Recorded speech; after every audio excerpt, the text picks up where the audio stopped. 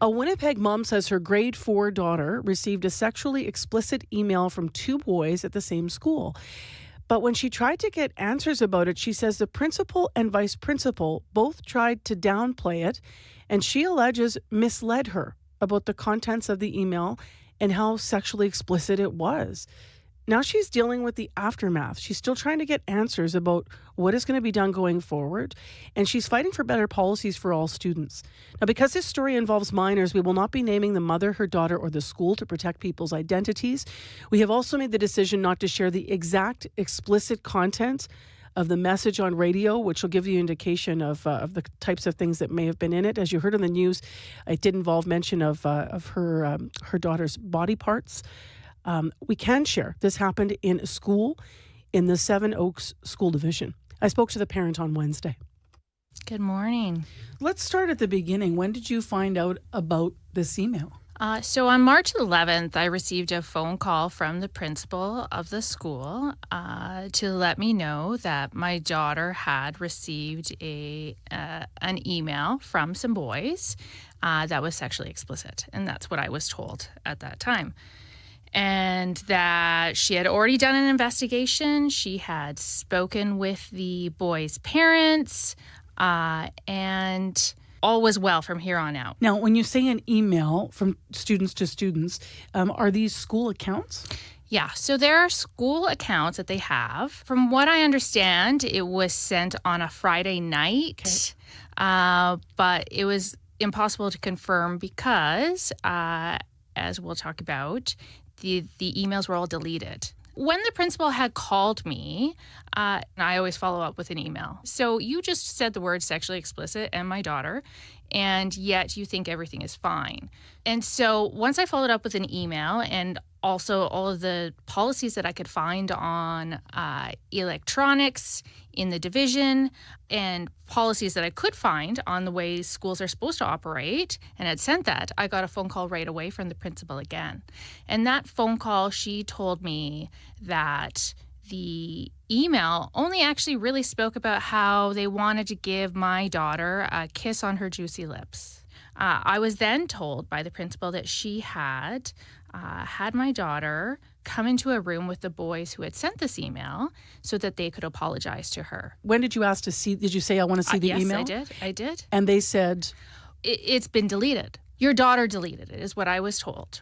So how did you get access to it then? I didn't see it until I pushed. I was refused again the next morning. They told me that they didn't see any point in giving me the email. They had solved the situation, so really nothing was going to come of it. And the words that I got from the principal were, what are you even going to do with this? So you finally did get them to show you the email. And it was clear that it was very much different than the way in which I was led to believe. What was your reaction when you realized that what you'd been told and what was the contents of this email were at odds? I was disgusted. I mean, I send my children to school, and my thought process when I do that is that they're going to a place where they care and they're going to take care of her. And in that moment, when I realized that an actual administration was lying to a parent.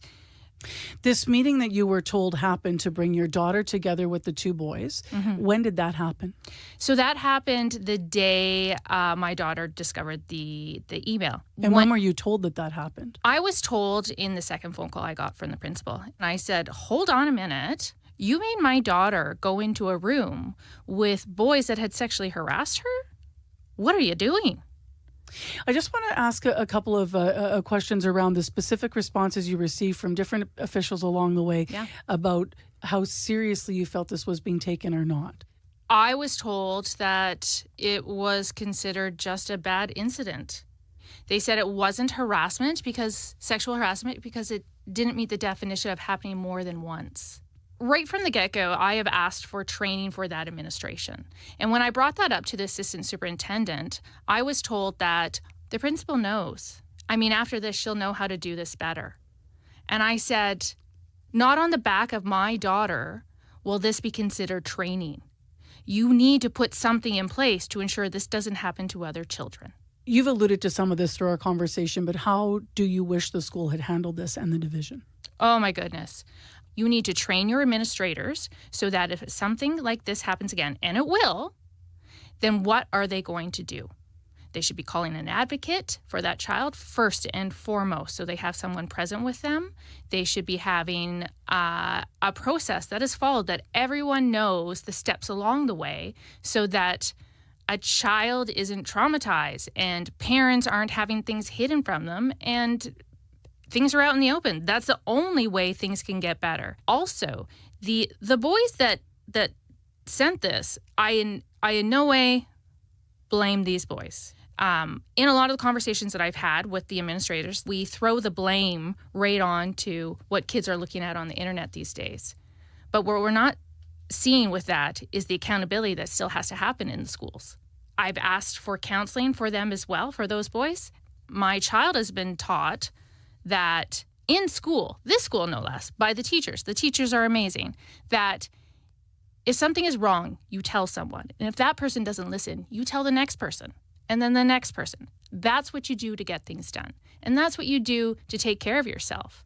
Well, here we are in this situation now, and I told someone, we talked about it, and nothing is done. What does accountability look like for you now? What I've been told in terms of accountability for these individuals, and I've asked many times, is that they've had a conversation with them and that it is private. I'm sorry, but that's not enough. I want to get the days right, so that the superintendent has had a conversation with the principal. Yes. As a parent who refuses to be scared into submission here, and I told the superintendent that too, until you put a process in place, I will not go away. A process in place to deal with these kinds of incidents in schools, a policy, something that's followed that you can measure against. Yes, absolutely. How's your daughter doing now? My daughter is doing well. We continue to see a counselor. The biggest flag for me, though, with my daughter was her bus driver. So her bus driver would have zero knowledge. She sees him every day. She is a bus patrol. But he came to me to say, you know what? Your daughter isn't doing what she normally does. So you feel there's been a behavior change with your daughter? Absolutely. After this. My daughter, while she is strong and she will have a lot of support through her life, in that moment that this happened, she lost power. As a 9-year-old, she was taught to be a good little girl and do what people told her to do. In a moment, to accept apologies from boys who had harassed her instead of being able to say no. Thank you for coming in. Thank you. That's part of a conversation I had Wednesday, and I had an extensive conversation with this parent of a Winnipeg grade 4 student who received a sexually explicit email from 2 fellow students. Susan Strauss is a harassment and bullying consultant based in Burnsville, Minnesota. Now, she spoke to CBC's Rosanna Hempel, and if you want to read Rosanna's article on this, it's on cbc.ca/Manitoba. And this is how she responded when Rosanna asked her about the fact that the girl, the principal had the girl come into the same room as the boys who sent the email for an apology. By having her have to be in front of the boys that were the perpetrators, that was probably the antithesis of what anybody should do. I feel sorry for the little girl because it did re-victimize her, and I think her parents were totally right on the mark.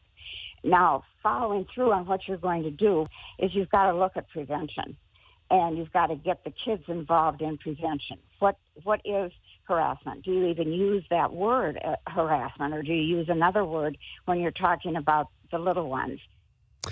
We asked the Seven Oaks School Division more than once for a response, and also requested interviews with the principal. The superintendent, Tony Kreml, said he could not comment on this instance, but said, quote, Seven Oaks staff work on a daily basis to build safe, respectful, and caring communities in our classrooms and schools. Our goal is to teach children to do the right thing, understand one another, and learn from their mistakes. This has been our work and will continue to be so as we teach our students to be respectful, considerate, and safe. And if you want to read more on the story, cbc.ca/Manitoba.